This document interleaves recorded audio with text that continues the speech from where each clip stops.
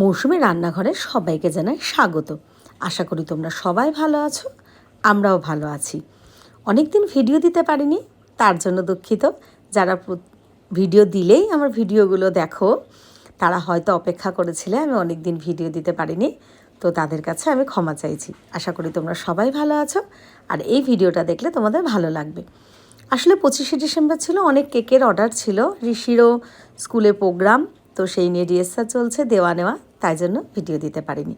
তো দেখো, এটা একটা ম্যাঙ্গো কেক, এটা কিন্তু নিরামিষ কেক গোপাল ঠাকুরের জন্য, তাই গোপাল লেখা। আর এটা আমি কিভাবে করলাম সেটা তোমাদের সামনে তুলে ধরবো, আশা করি তোমাদের ভালো লাগবে। আর আগে নিরামিষ কেকের একটা ভিডিও দেওয়া আছে, মানে স্পঞ্জটা বানিয়েছি, তোমরা সেটা দেখে নিতে পারো, তাহলে স্পঞ্জটা কিভাবে বানিয়েছি সেটা বুঝে যেতে পারবে। তো দেখো, আমি কেকটা মোল থেকে নামিয়ে বাটার পেপারটা ছাড়িয়ে আমি এটা টার্নিং টেবিলে দিয়ে নিলাম। এটা আমি 3টে কাটিং করব, 3টে লেয়ারে কাটবো। তো দেখো, আগে ওপরেরটা কেটে নিচ্ছি, এটাকে আলাদা করে রেখে দিলাম। আর ভেতরটা দেখো কত ফ্লপি স্পঞ্জি হয়েছে, তোমরা বুঝতেই পারছো দেখে। তারপরে মাঝেরটা কেটে নিচ্ছি। এইবার টার্নিং টেবিলটা একটু ভালো করে গুঁড়োগুলো পরিষ্কার করে একটু ক্রিম লাগিয়ে নিলাম। এই ক্রিমটা কেন দিলাম?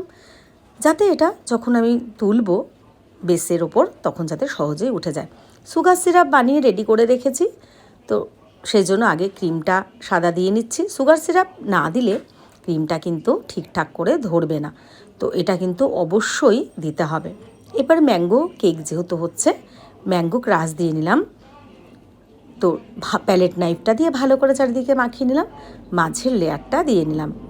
আবারও সুগার সিরাপ দিয়ে নিচ্ছি, চারিদিকে ভালো করে সুগার সিরাপটা দিয়ে নিলাম, যাতে ক্রিমটা সমানভাবে চারিদিকে লেগে যায়।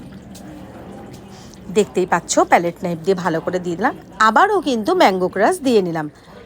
এই দুটো লেয়ারেই কিন্তু ম্যাঙ্গো ক্রাশ দিতে হবে, মানে কেকের ক্ষেত্রে এটা একই নিয়ম। ওপরের যে লেয়ারটা হয় তাতে কিন্তু কোনো ক্রাশ দেওয়া যায় না, তাহলে কিন্তু কেকটা ঠিকঠাক করে সাজানো যাবে না। আর এটা কিন্তু ফার্স্ট কোটিং হচ্ছে, কারণ কেকের ক্ষেত্রে কিন্তু দুটো কোটিং দেওয়াটাই ঠিক, তাতে কেকটার স্বাদ ভালো হয়, ক্রিমটা চারিদিকে সুন্দরভাবে লাগে, আর ডেকোরেশন করতে সাজাতেও কিন্তু খুব সুবিধা হয়। এটা কিন্তু ফার্স্ট কোটিং দেওয়ার পরে 20 মিনিট তো অবশ্যই রাখতে হবে। যদি কেউ পারো 40-45 মিনিট রাখো, তাহলে কিন্তু খুব ভালো হয়। এবার ফ্রিজ থেকে বের করে এটা আমি সেকেন্ড কোটিং করব। এটা কিন্তু প্যালেট নাইফ দিয়েও তুলে দেওয়া যায়, স্প্যাচুলা দিয়ে, কিন্তু আমি একটা পাইপিং ব্যাগের মধ্যে নিয়ে নিয়েছি। তারপরে সুন্দর করে চারিদিকে দিয়ে নিচ্ছি, ওটা একটা ছিদ্র করে নিয়েছি মাথাটার মধ্যে, এইভাবে দিয়ে নিচ্ছি। তাতে কি সমানভাবে ক্রিমটা পাবে, আর খুব সহজেই কাজটা হয়ে যাবে। আপনারা দেখুন, আশা করি ভালো লাগবে। যদি কোনো জায়গায় কোনো বুঝতে অসুবিধা থাকে বা কোনো প্রশ্ন থাকে, অবশ্যই কমেন্টে জানাবেন, আমি আমার সুবিধা মতন আমি অবশ্যই রিপ্লাই দেব।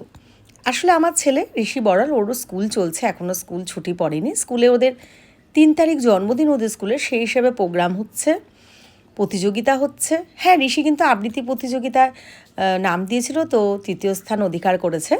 আর নাটকের জন্য রিহার্সাল চলছে। তো দেখুন, সেকেন্ড কোটিংটাও কত সুন্দর হয়ে গেছে। সেকেন্ড কোটিংটা দেওয়ার পরেও কিন্তু কিছুক্ষণ রাখলে ক্রিমটা পুরো বসে যাবে, সুন্দর একটা ফিনিশিং আসবে। এটা কিন্তু যখন আমি বেসে তুলবো তখনও কিন্তু খুব ভালো হবে। এটা জেল কেক বানাবো, তো ওই জন্য ওপরে জেল দিয়ে, আর আগে একটা বাটির মধ্যে জেলটা নিয়ে আর একটু সুগার সিরাপ দিয়ে এটা আপনার প্রয়োজন মতো একটু পাতলা করে নেবেন। তারপরে এর ওপরে কালারগুলো দিচ্ছি, ফুড কালার। দেখো, রেড কালারটা একটু বেশি পড়ে গেছে, মুখটা এতটা বুঝতে পারিনি যে ওটা ছিদ্রটা এতটা বড়। এদিকটা দেখতেই পাচ্ছেন যে রেড কালারটা একটু বেশি পড়ে গেল, তার জন্য একটু লালের ভাবটা বেশি হয়ে যাবে, আর পিঙ্কটা মিশে গেছে, না হলে কিন্তু এটা আরও সুন্দর আসতো। তো যাই হোক, আমি এটা ফিনিশিং করে সুন্দর করে নিলাম। আর হ্যাঁ, অবশ্যই জেল কেকের ক্ষেত্রেও কিন্তু জেলটা দেওয়ার পরেও কিছুক্ষণ ফ্রিজে রাখতে হবে। জেলটা একটা ড্রাই ভাব আসবে, শুকনো হয়ে যাবে, তারপরে ক্রিমের কাজটা করতে হবে। না হলে জেলটা নরম থাকলে কি হবে, ক্রিমটা দিলে আপনার ঠিকঠাক বসবে না। নজেল দিয়ে যে পাইপিং ব্যাগের মধ্যে আমি ক্রিমটা দিয়ে গুছাবো, তাতে কিন্তু নজেলে উঠে উঠে আসবে। তো দেখুন, আমি সাজিয়ে নিচ্ছি, নিচে নজেল দিয়ে ফুল করেছি, আর ওপরে যেটা গোল গোল টিপ টিপ দিচ্ছি, ছোট্ট ছোট্ট বল বল, এটা কিন্তু আমি পাইপিং ব্যাগ ছিদ্র করে এই আকারের আমি সেইভাবে দিচ্ছি। আমি গোপাল নামও কিন্তু লিখে দিয়েছি এই পাইপিং ব্যাগের সাহায্যে, কোনো রকম নজেল ব্যবহার করিনি। ভিডিওটা খুব সহজভাবে খুব সহজেই বোঝালাম, আশা করি আপনাদের বুঝতে কোনো অসুবিধা হয়নি। আবারও বলছি, যাদের ভালো লাগবে একটু লাইক কমেন্ট শেয়ার করে দেবেন, আশা করি পাশে থাকবেন। যারা পাশে আছেন তাদেরকে জানাই অনেক ধন্যবাদ, অনেক ভালোবাসা। একটা লাইক আর একটা কমেন্ট করে দিলে আমি পরের ভিডিও নিয়ে আসতে অনেক উৎসাহ পাবো। সবাই ভালো থেকো, সুস্থ থেকো, চোখ রাখো পরের ভিডিও।